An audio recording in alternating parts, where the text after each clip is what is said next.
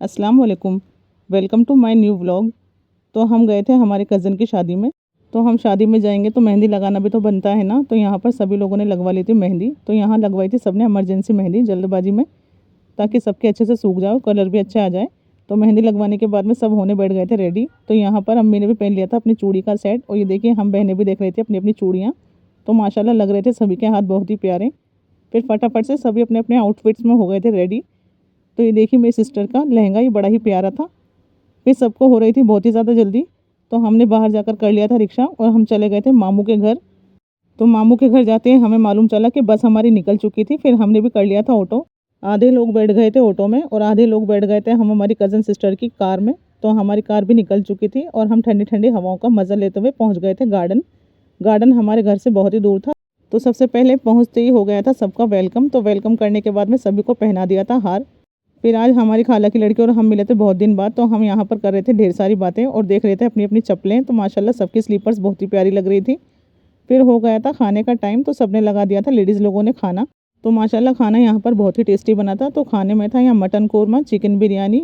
यहाँ खाने में मिठाई भी थी, लेकिन मिठाई हमने नहीं ली क्योंकि मिठाई खाने का हमारा किसी का भी मन नहीं था। तो हमने चला लिया था कौरमा और बिरयानी से काम।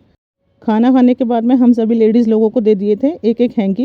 शायद ही दुल्हन की साइड से कोई रस्म होगी जिसे हमें दे दिया गया था एक एक हैंकी।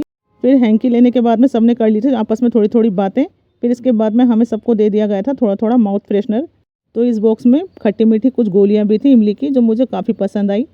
माशाल्लाह लड़की वालों ने बहुत ही अच्छे से खातिरदारी करी सबकी और बहुत ही अच्छे से खाने का सबका ध्यान भी रखा। फिर हो गया था सबका कुछ ठंडा सा खाने का मन, तो लगा दी थी सबके लिए आइसक्रीम।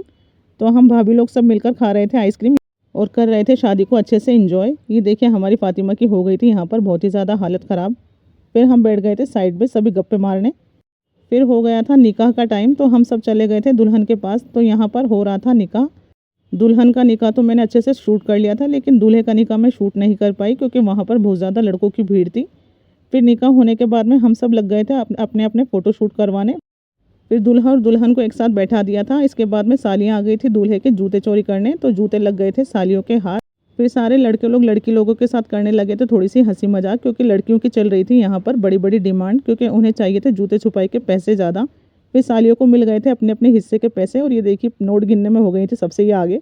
सालियों को खुश करने के बाद में हो जाती है जूते छुपाई की रस्म ख़त्म और दूल्हा को गिफ्ट देने का सिलसिला हो जाता है यहाँ से शुरू। तो माशाल्लाह दूल्हे मियाँ हमारे लग रहे थे बड़े ही प्यारे। फिर पूरी शादी को एंजॉय कर कर हम भी निकल पड़े थे गार्डन से बाहर, क्योंकि सभी को जाना था घर पर और सब थक चुके थे बहुत ही ज़्यादा। फिर बस में चढ़कर सभी बैठ गए थे अपनी अपनी सीट पर और सब हो गए थे अपने अपने घर के लिए रवाना। तो व्लॉग हमारा हो जाता है यहीं से ख़त्म। तो मिलते हैं नेक्स्ट वीडियो में, तब तक के लिए दुआओं में याद रखिए, अपना ख्याल रखिए। अल्लाह हाफिज़।